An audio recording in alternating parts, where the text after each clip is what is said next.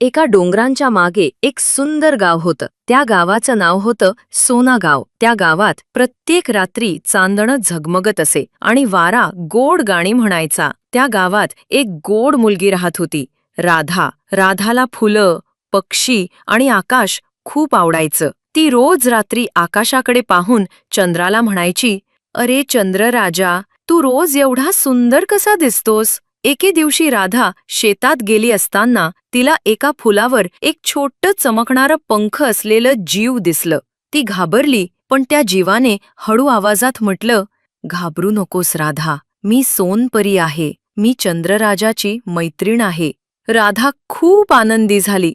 तिने सोनपरीला विचारलं, "तू इथे कशी आलीस?" सोनपरी म्हणाली, "चंद्रराजा आज उदास आहे. त्याचा तारा हरवला आहे. मी तो शोधायला आलीये." राधा म्हणाली, "मी मदत करते. आपण दोघी मिळून तो तारा शोधूया." दोघी जंगलात गेल्या. झाडं कुजबुजली, पक्षी चिवचिवले आणि नदीने मार्ग दाखवला. शेवटी त्यांना एक दगडाखाली तो हरवलेला तारा सापडला. सोनपरीने तो तारा हातात घेतला आणि म्हणाली, "धन्यवाद राधा.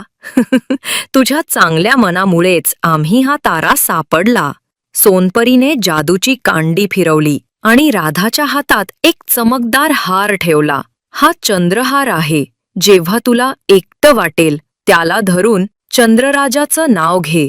मी लगेच येईन." त्या रात्री आकाशात पुन्हा एकदा तारे चमकले